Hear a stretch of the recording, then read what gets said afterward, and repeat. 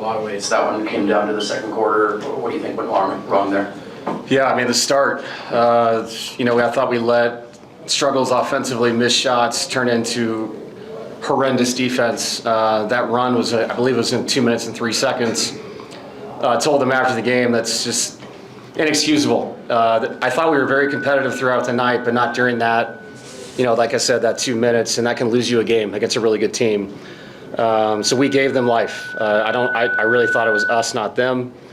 And it's just something we have to learn from. I have to find a unit that'll actually do it, compete at a higher level, because to me, that was the game.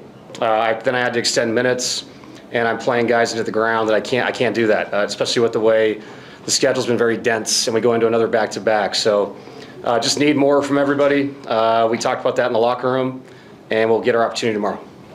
David, you obviously switched up the rotation there in the second half. Have you gotten to a point where you feel like you need to have Joker or Jamal on the court kind of at all times? I did tonight, and just from what happened in OKC, I mean, it's 3 of the 4 times they were both off the court. And I will say this, throughout the season, we've been really good doing that. Obviously Cam's ankle was really hurting him tonight. And throughout the early part of the season, we ran our offense through Cam and Tim, and it was really successful.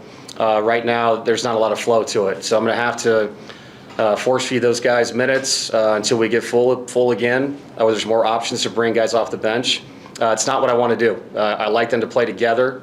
I don't like when I'm taking minutes away from them not being on the court together, but if we have to do it, then we'll do it, because this can't happen. It's happened 2 games in a row, and it's cost us big time, quick, 12-0, 12-2, 11-2, 11-0, whatever it is. It can't happen in this high level of a game. So we'll have to talk about it. And I will explore whoever is healthy, whoever is playing tomorrow. We'll try to find a group that will compete and play at a higher level. Coach, I asked you before the game about the matinee start. Do you think you guys were entirely ready to go tonight? Yeah, we were up 31-22 in the first quarter.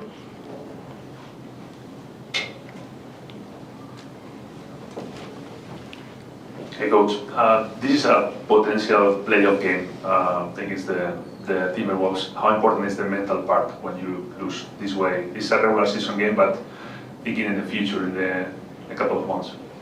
Yeah, I mean, we won the season series. I'll say that. So we won the season series 3-1. I don't think this game had anything special to it besides they just beat us. There's a lot of games to go. Obviously, we know if we have the same record at the end of the year, we're in a good place. You earn that. We'll have to do the same thing. We play Houston. We play the Lakers, a couple of games. We're down 1-0 to them. And so you pay attention to that in this part of the season, because it does matter.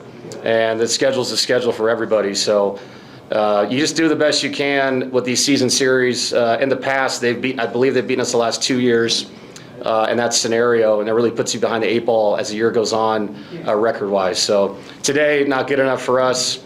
Obviously, the 3 wins throughout the season, important, gives us a chance, because we know that we're going to be fighting these guys in the standings the rest of the way. You mentioned Cam, he's had kind of a rough stretch here. But you mentioned that he's also got an ankle that he's dealing with. What are your kind of thoughts on where Cam's at right now, both physically and with the game? Yeah, he did not move well today. Obviously, Cam knows we're out a lot of people at the wing position, so he fought through it. And I think it obviously affected his game. He had a hard time moving side to side.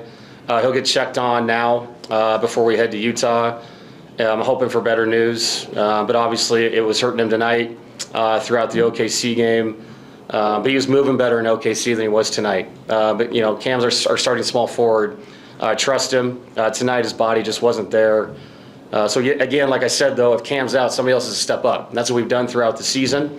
We were searching for somebody to give us some energy. I actually thought Jalen Pickett's minutes were pretty good. He came in and gave us something. We need more of that from more people. Where do you look to get more physicality and competitiveness out of this group? Well, I think we've been extremely competitive. I really do. I mean, if you watch the Boston game or the OKC game, I think our competitive level's been high. I thought today it was a mix. Some guys were, and some guys seemed really out of it. And that can't happen in these kind of games. But I've been proud of how hard the guys have played. For whatever reason today, like I told them after, that wasn't good enough. And if your offense isn't coming to you, you have to find something better defensively, how you screen, how you guard. Bring something to the game to try to win the game.